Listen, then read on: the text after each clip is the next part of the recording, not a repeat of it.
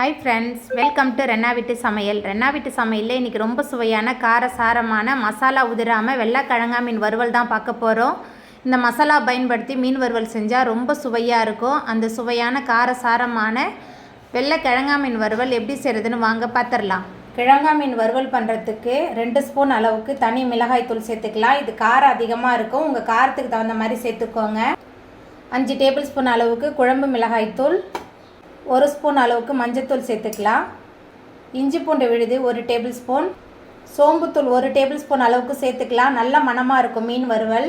மீன் வறுவலுக்கு தேவையான அளவுக்கு கல்லுப்பு, இது கூடவே கொஞ்சமாக புளிக்கரைசல் சேர்த்துக்கலாம்.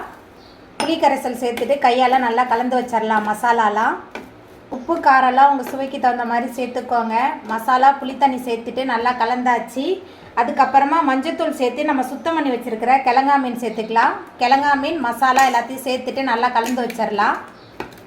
மீன் மசாலா எல்லாத்தையும் சேர்த்துட்டு நல்லா கலந்தாச்சு. அதுக்கப்புறமா மசாலா உதிராமல் இருக்கிறதுக்காக பொட்டுக்கடலை மாவு சேர்த்துக்கலாம்.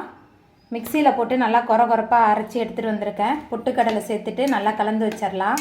பொட்டுக்கடலை பொடி சேர்த்துட்டு நல்லா கலந்தாச்சு. அதுக்கப்புறமா இதை 1 மணி நேரத்துக்கு நல்லா ஊற வச்சிடலாம். 1 மணி நேரம் ஊறி வந்ததுக்கப்புறம் நம்ம பொரிச்சு எடுத்துக்கலாம்.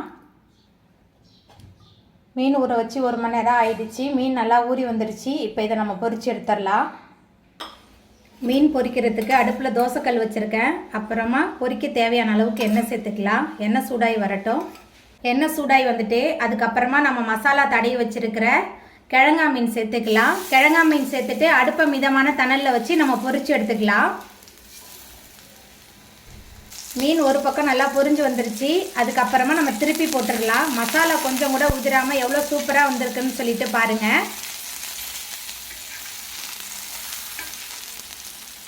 அடுப்பை மிதமான தணலில் வச்சு மீன் எல்லாத்தையுமே நான் பொரிச்சு எடுத்துட்டேன். இப்போ இதை எடுத்துடலாம். பாருங்கள், மசாலா உதிராமல் எவ்வளோ சூப்பராக பொரிச்சு எடுத்துட்டேன்னு சொல்லிட்டு இதே மாதிரி மற்ற எல்லா மீனையும் போட்டு நம்ம பொரிச்சு எடுத்துக்கலாம். அவ்வளோதாங்க, ரொம்ப சுவையான மொறுமொறுப்பான மசாலா உதிராமல் வெள்ளைக்கிழங்கா மீன் வறுவல் சூப்பராக ரெடி ஆகிட்டு. இந்த சுவையான வெள்ளைக்கிழங்கா மீன் வறுவலை நீங்களும் உங்கள் வீட்டில் செஞ்சு பாருங்கள். இந்த வீடியோ உங்களுக்கு பிடிச்சிருந்தா லைக் பண்ணுங்கள், ஷேர் பண்ணுங்கள், கமெண்ட் பண்ணுங்கள், சப்ஸ்கிரைப் பண்ணுங்கள். அப்படியே பக்கத்தில் உள்ள பெல் பட்டனையும் கிளிக் பண்ணிடுங்க. நன்றி.